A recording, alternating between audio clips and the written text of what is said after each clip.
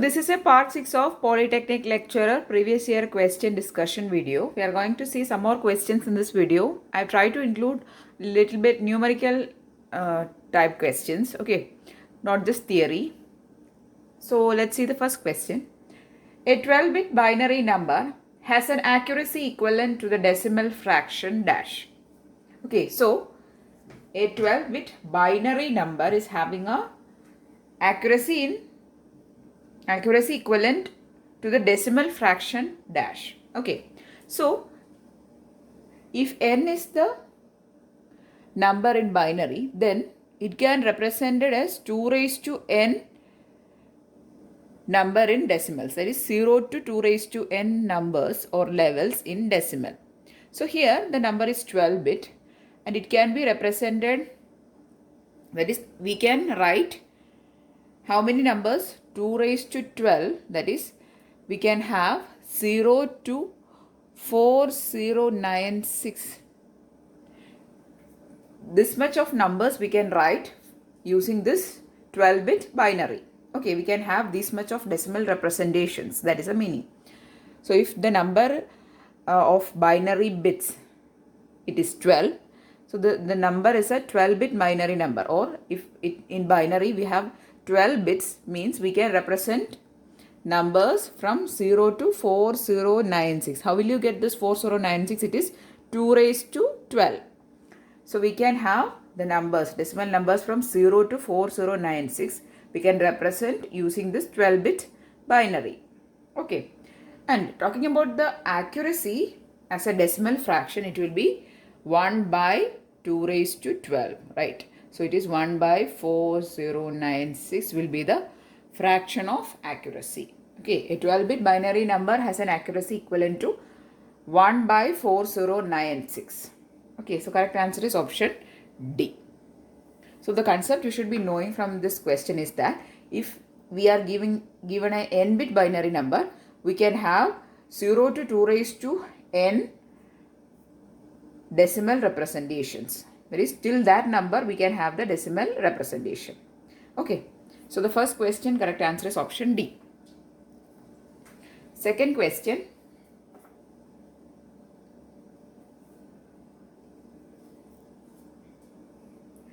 If a pulse train with a frequency 10 kHz is applied to a trigger input of a bistable multivibrator, the frequency of the output pulse train would be dash. Okay, so the question is connected to bistable multivibrator, and if f is the frequency of the input pulse, then the output pulse frequency is equal to f by 2 for the case of a bistable multivibrator. Here the input pulse is having a frequency of 10 kHz. Okay, so the output frequency will be 10 by 2, which is equal to 5 kHz. You should be only knowing this relation to answer this question. If f is the input frequency or input pulse frequency, then f by 2 will be the frequency of output pulse train. Okay, so correct answer is A, 5 kHz. A is the correct answer. Third question.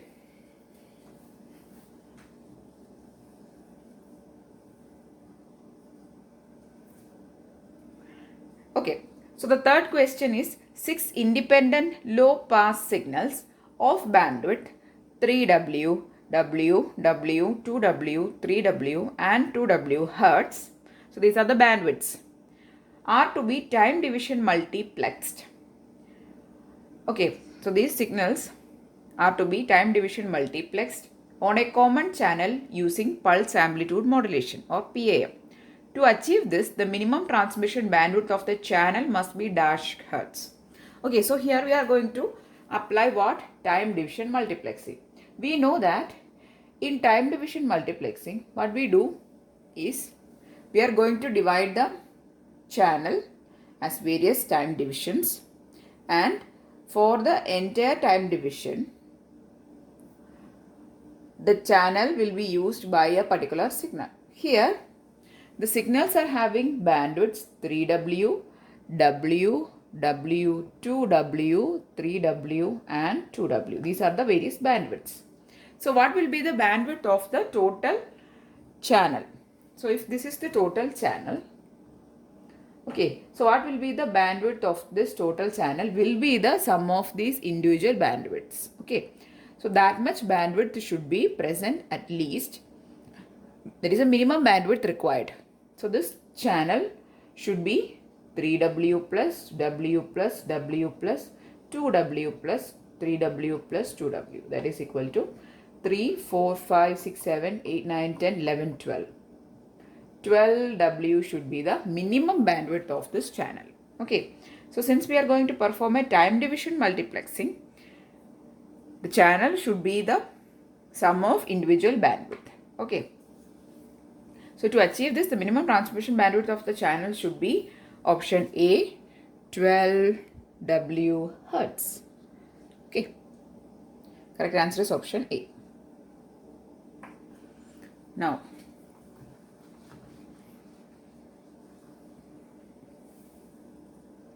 next question, which is the question number 4. Question number 4 is a theory question. Class A amplifiers are characterized by A, maximum efficiency and minimum distortion. Then B, minimum efficiency and maximum distortion. C, maximum efficiency and maximum distortion. D, minimum efficiency and maximum distortion. Correct answer is class A amplifiers are characterized by option D, that is they are having minimum efficiency and maximum distortion. So option D is the correct answer. Okay, so class A amplifiers is having minimum efficiency out of the other categories, class B, class AB, likewise. So if you compare, it is having the minimum efficiency and the maximum distortion. So correct answer is option D. Next question.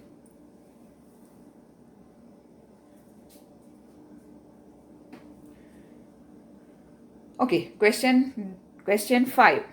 Yeah, correct answer is option D is the correct answer for the 4th question. 5th question is, compared to the junction transistor, FET dash 1, there are various options given. 1 has a larger gain bandwidth product. 2 is less noisy. 3 has less input resistance. 4 has only the majority carrier flow. So which are the correct statements? You have to pick it out. So the correct statements are 2 and 4. That is, as compared to the junction field effect transistor, the field effect transistors are, correct answers are option 2, they are less noisy. Then 4 has only majority carrier flow.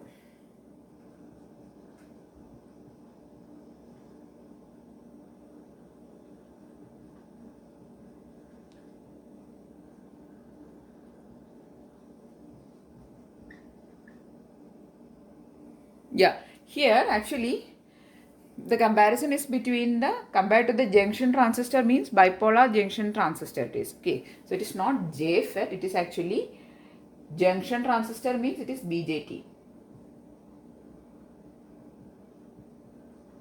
This is BJT. So as compared to the BJT, not JFET, I was mistaken at that point. Okay, so as compared to the BJT, FET is dash. That means what is the advantage of FET, or what is the difference of FET from BJT. Okay, so FET is less noisy as compared to the junction transistor or BJT, and also in FET, that is field effect transistors, there is only majority carriers, but we know that in BJT, in bipolar junction transistors, we take into consideration the majority and the minority carriers, right? But in FET, we only consider the majority carrier flow. So that is the two advantages or the two differences. Okay. Yeah. 2 and 4. Correct answer is option D. 2, 4 is the correct answer. Okay. So the comparison is between BJT and the field effect transistor FET. Okay. Next question.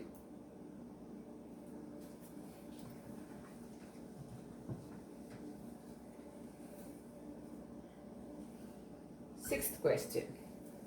Sixth question is from super heterodyne receiver. So there's a lot of questions will be asked from super heterodyne radio receivers. Okay. So if you want me to do a separate video on that, please do mention in the comment section. We'll be doing. Okay. So a super heterodyne radio receiver with an intermediate frequency of 45 kilohertz is tuned to a station operating at 1200 kilohertz. The associated image frequency is dash. Okay. So for a super heterodyne receiver, I have explained this thing in many videos. But just know that there is a mixer. In that mixer, what will happen? It is connected to a local oscillator. Okay. And some signal will be connected. Yeah. So this signal will produce an intermediate, this mixer will produce an intermediate frequency FIF. Okay.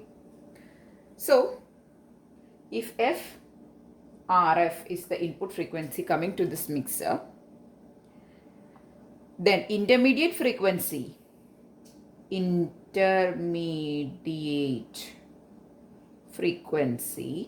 is equal to FIF, and that is FRF minus FLO if FRF is greater than FLO, and if FRF is less than FLO means local oscillator frequency, then the intermediate frequency will be FLO minus FRF. So this is the equations for the intermediate frequency. Okay. So this is the first part. Now, after forming this intermediate frequency, there will be some image frequencies generated. Okay. And the equation for the image frequency will be, that is a question here, image frequency. So this image frequency will get generated due to this mixing process, and the image frequency FIM is equal to, the equation is FRF plus 2FIF. Now this value of FIF is the equation which we have discussed previously. Okay. FRF is the station frequency or the source frequency. FIF is the intermediate frequency, and in the intermediate frequency actually depends on the RF frequency and the local oscillator frequency. Okay. So the equation for this is the important equation. Please note this down. The equation for image frequency getting generated in a super heterodyne receiver is given by the equation FIM is equal to FRF, that is the frequency to which the station is tuned, plus twice the intermediate frequency.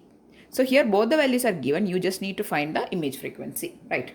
So it will be 1200 hertz plus 2 into 455 kilohertz. And while doing it, you will be getting the answer as 2110 kilohertz.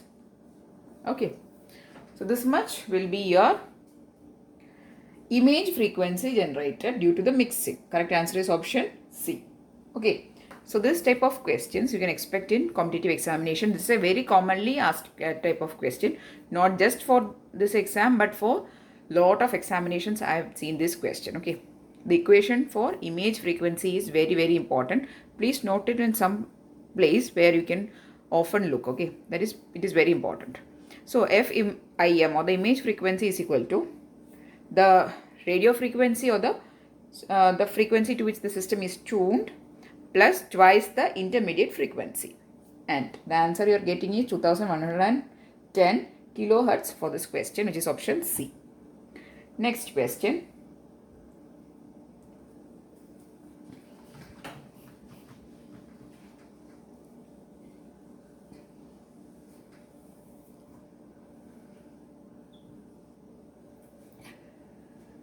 Next question is from number systems. I have done a separate video on number system in which I have included all the important number conversions, that is in digital electronics, binary to decimal, decimal to binary, then octal system, hexadecimal system and its interconversions, gray code, ones complement, twos complement, everything I have included in that video. So please do watch that video. I'll be sharing that video link in description. Okay. So the question here is the octal equivalent of decimal 324, that is 324.781 is dash. So this number is given in decimal. So it is its base is 10. So we need to find this number to the base of 8. So there are two methods you can approach or you can use. One method is, we know that octal numbers are the numbers which are represented to the base of 8. So you can either go for the division method, that is divide this number repeatedly with 8 and take all the remainders and you will be getting your octal number. So that is one form. Then another form is convert this number to binary. So either you can convert directly to octal by taking the divide by 8 repeatedly and taking the remainders and writing in the reverse form. That is actually a little bit difficult method. Why? Because you need to divide the number with 8. Again, you can have another method in which you have to divide this number with 2 and you will be getting the binary equivalent. Okay, and for the decimal part, you have to multiply into 2 out until it will be getting a 1. So that is the two methods you can opt for. So here, I would suggest you the best way is to first convert this number to binary and then convert that to octal. Now how to convert a number from binary to octal? So if a number given is 110101111, what you have to do is you have to form pairs of 3. Okay, so these numbers you can write as octal numbers. This is 7, this is 2, this is 3. So likewise you have to form. Okay, so first convert this number to binary, then to octal. That is the best way. Otherwise, you can directly convert the number to octal by taking off the number and dividing it with 8. Okay. And for the decimal part, you have to multiply it with 8. So the answer anyway you are getting is option D is the correct answer. 504.771 to the base of 8. Okay. Also, while converting this number to octal format, there is a slight variation in the answer. This is not 771, this is actually 671. But the answer which is the closest approximation is this one. Okay, so you have to pick option D. Actually, the number you are getting is 504.671, not 771. Okay, but the other answers are not very close to the answer. So you have to take this as an answer. Now we'll do this question. Okay, so I'm going to do the division method itself. Okay, so what is the number? I'll write the number as two things. 324 is one part and 0.781. So this is the after the decimal part. So this is the rounded number. Okay, now for the rounded number you have to do is you have to divide the number repeatedly by 8. Okay, first I'll do it. So 324 divided by 8, you will be getting 40 and remainder is 4. Again 8, 5, 0, 8, 0 and the remainder is 5. And you have to write the number in the reverse order. So you will be getting 504, right? So divide till the number is 0. Okay. Divide the number till you are getting 0. So you will be getting 504 as the reminders. And you have to take the reminders in the reverse order and you will be getting 504. So this is the rounded number. Next, for the decimal part or for the number after the decimal part, you have to do another method. That is, take the number 0.781 into 8. You will be getting 6.248. Okay. So, for this number, the rounded part is 6. So, it is 6. Right. Next, do it repeatedly. Take the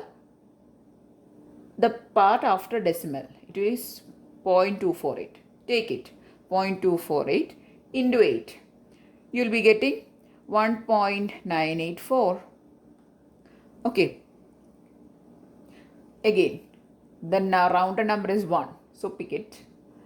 Then this number again take here 0.984 into 8 again. So you will be getting 7.872. And here the rounded number is, or the integer number you are getting is 7. Okay. Then again 0.872 into 8. You will be getting 6.976. So you have to take 6. So likewise it will go on. Okay. Now here what you have to do is you have to take from this part 617. Not from the reverse order. You have to, not in the reverse order you have to take in the correct order. Okay. So you are getting 617. So the answer will be, from the integer part you are getting 504.617 to the base of 8. Okay, so this is how you are actually calculating the equivalent octal number for a given number if the number is in pointed form or in the decimal form. 324.781. So there is a point, there is a number after the decimal point. So you have to do separately for the integer part and the number after the decimal part. Okay, so for the rounded number, that is 324, you have to do division, and for the decimal part, that is for 0.781, for that part you have to perform multiplication. Okay, so if you are not familiar with this method, that's why I am telling you. Okay, so 324, divide it repeatedly by 8 until you get a 0 and take the number in the reverse order. You will be getting 504. Then after decimal you have to calculate the value again. So take 0.781 and divide it repeatedly with, multiply it repeatedly with 8 and take all the integer parts, and you are getting 6 here, 1 here, 7 here, and continue it till the number you are getting closer to 1 or 2, 5 or 6 times you have to do. Then you have to take the numbers in the correct form itself, 617. So you will be getting 617. Okay. And if you are doing this method, then that is okay, but it is little bit time consuming. My advice is that first try to convert this number given in decimal to binary, then take the octal conversion. Okay, because dividing with 2 and multiplying with 2 is more simple as compared to dividing and multiplying with 8. That's why I am telling you. But if you find it comfortable, then you can go for it. No problem. Anyway, you have to do the conversion, whichever way you are following. No problem. Okay. So if you are to convert this number first to binary, means you have to divide this number with 2 until you are getting a 0. Then again write in the reverse form. Okay. Then you will be getting numbers as ones and zeros. That is binary conversion. And also here perform multiplication with 2. Okay. So likewise you have to do. Anyway, the answer you are getting is 504.617, not 717 actually. But anyway, we will be picking the answer correct as option D itself. Okay. Because that is the closest one. Okay.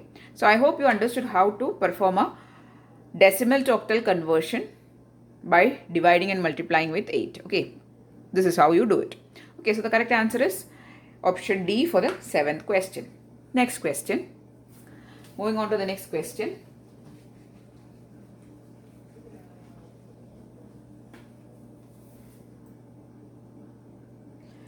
Okay.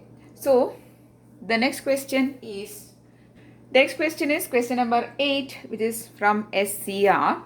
Okay, so the average on-state current for SCR is 20 ampere for the conduction angle of 120 degree. The average on-state current for 60 degree conduction angle will be dash. So what is actually on-state current means? It is the current when the device is in conduction. Okay, and it is determined by the supply voltage and the load resistance. Okay, so that is the on-state current, and its RMS value or it is average value is the average on-state current. Okay, and it is actually determining the application for which we are using the SCR. Okay, So the average value of the current when the device is in conduction mode is called average on-state current, and it is depending on the conducting angle of the SCR. So I have included a graph for your reference that how the conduction angle and the average current is dependent. So what happens when the conduction angle is increased? The on-state current value will be increased, but after a point it will drop. Okay, so this is the graph indicating the conduction angle and the average on-state current, and from this graph it is very clear that when the conduction angle is 120 degree, the value of current I average or average on-state current is more, but when the conduction angle is 60 degree, the average on-state current will be lower than that of the value at conduction angle 120 degree, right? So by keeping that thing in mind, just look at the options. So what is the on-state current for 60 degree conduction angle? Option A, 20 ampere. No, it will not be 20 ampere itself, because for conduction angle phi is equal to 120 degree, the average on-state current is 20 ampere, right? So for phi equal to 60 degree, it won't be 20 ampere itself. It will be less than 20 ampere, okay? Less than 20 ampere. It is very clear from the graph, okay? So the correct answer is option B. It will be less than 20 ampere. Now, option C is 10 ampere, option D is 40 ampere. No, there won't be much difference, or it won't be more also. Option D is 40 ampere. It cannot be more than 20 ampere, because at phi equal to 120 degree, we are only getting 20 ampere. So at phi equal to 60, we will be having a value lesser than 20 ampere. Okay. So correct answer is option B. We cannot say exactly it is 10 ampere also. Okay. So the correct answer is it will be less than 20 ampere. That we can say for sure. Okay. So the dependency is that when the conduction angle is increasing, the average on-state current is also increasing. So in the reverse, if we are talking, when the conduction angle is reduced, the average on-state current has to be also reduced. So for at phi equal to 120 degree, conduction angle, average on-state current is 20 ampere. So at phi equal to 60 degree, it should be less than 20 ampere. Okay. So correct answer is option B. Now, moving on to the next question. Question number 9.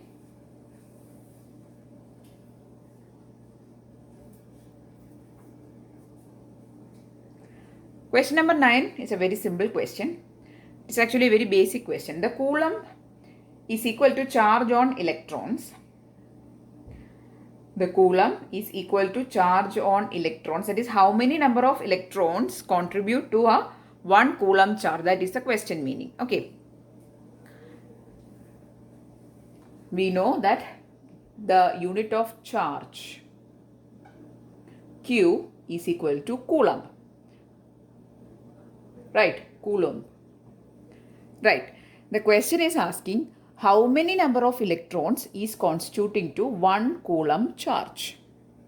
What is the equation we are using here is Q is equal to N into E. Consider that this is a basic equation. Q is a charge and N is the number of electrons and E is the charge of 1 electron. Okay. So this is the basic equation for charge. Q is equal to Ne, which we study in the basic subjects, right? So here Q is equal to N into E. Where we know that E is equal to 1.6 into 10 raised to minus 19, right? So this is the value for charge of 1 electron, right? Now if 1 coulomb charge has to be produced, then how many number of electrons has to constitute this much of charge? So 1.6 into 10 raised to minus 19. So N will be 1 by 1.6 into 10 raised to minus 19. That is 1 coulomb by 1.6 into 10 raised to minus 19. And you will be getting the value as 6.25 into 10 raised to 18 electrons. So this much number of electrons constitute 1 coulomb charge. We know that the charge of 1 electron is 1.6 into 10 raised to minus 19.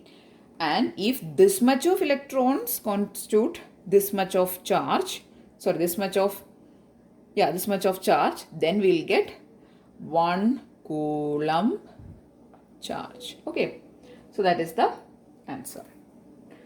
Correct answer is option B is the correct answer. The answer is saying 6.28 into 10 raised to 18, but since it is only point difference, we'll take that as a correct answer. Okay, correct answer is 6.25. It is not actually 28, but okay, just know that this is 6.25. In the option it is 6.28. Okay, 6.25 into 10 raised to 18 number of electrons constitute to 1 coulomb of charge. Okay, this also again a thing you should be knowing is by heart. So this is a basic equation we are using. Q is equal to N into E, and by using this equation you have to find how many number of electrons will create 1 coulomb of charge. So we'll put Q is equal to 1 coulomb and we'll take the value of E, that is a charge of an electron, as 1.6 into 10 raised to minus 19. Then we'll get N as 6.25 into 10 raised to 18 number of electrons. So correct answer for the 9th question is option B.